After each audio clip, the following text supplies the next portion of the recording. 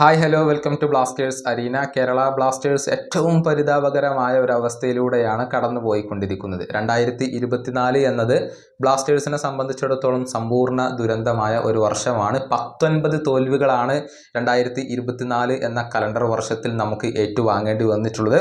ഏറ്റവും ഒടുവിൽ കളിച്ച മത്സരത്തിൽ ജംഷഡ്പൂരിനോട് പരാജയപ്പെടേണ്ടി വന്നു എന്നുള്ളതാണ്. ഇനിയിപ്പോൾ 2025 എങ്ങനെയാവും എന്നുള്ളത് മാത്രം അറിഞ്ഞാൽ മതി. ഏതായാലും ബ്ലാസ്റ്റേഴ്സിനെ സംബന്ധിച്ചിടത്തോളം നാണക്കേടിൻ്റെ ഒരു കണക്ക് കൂടി ഇവിടെയുണ്ട്. അതായത് 2024 കേരള ബ്ലാസ്റ്റേഴ്സ് 14 എവേ മത്സരങ്ങളാണ് കളിച്ചിട്ടുള്ളത്.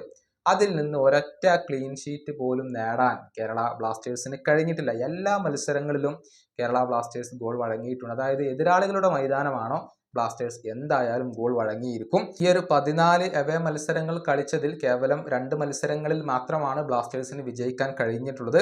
ഇനിയിപ്പോൾ അതിൻ്റെ കണക്കുകൾ നമുക്കൊന്ന് പരിശോധിക്കാം. ഒഡീഷയ്ക്കെതിരെ 1-2 ഗോളുകൾക്ക് ബ്ലാസ്റ്റേഴ്സ് പരാജയപ്പെട്ടു. അതിനുശേഷം ചെന്നൈയിൻ FC, ബംഗളൂരു FCയോട് കേരള ബ്ലാസ്റ്റേഴ്സ് തുടർ തോൽവികൾ ഏറ്റുവാങ്ങി. അതിനുശേഷം ജംഷഡ്പൂരിനോട് 1-1 സമനില.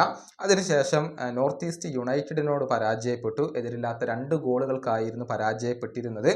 അതിനുശേഷം ഹൈദരാബാദിനോട് അവരുടെ മൈതാനത്ത് വെച്ചുകൊണ്ട് 1-3 ഗോളുകൾക്ക് ബ്ലാസ്റ്റേഴ്സ് വിജയിച്ചിരുന്നു. പക്ഷേ ആ മത്സരത്തിലും ഗോൾ വഴങ്ങേണ്ടി വന്നു. അതിനുശേഷം ഒഡീഷയോട് 1-2 ഗോളുകൾക്ക് പരാജയപ്പെട്ടു.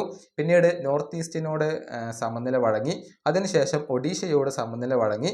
അതിനുശേഷം മുഹമ്മദൻ SCയോട് വിജയിച്ചു. 1-2 ഗോളുകൾക്കാണ് വിജയിച്ചിട്ടുള്ളത്. അതിനുശേഷം കളിച്ച 4 എവേ മത്സരങ്ങളിലും കേരള ബ്ലാസ്റ്റേഴ്സ് പരാജയപ്പെടുകയാണ് ചെയ്തിട്ടുള്ളത്. 2-4 ഗോളുകൾക്ക് മുംബൈ തോൽപ്പിച്ചു. 2-4 ഗോളുകൾക്ക് ബംഗളൂരു തോൽപ്പിച്ചു. അതിനുശേഷം 2-3 ഗോളുകൾക്ക് മോഹൻ ബഗാൻ തോൽപ്പിച്ചു.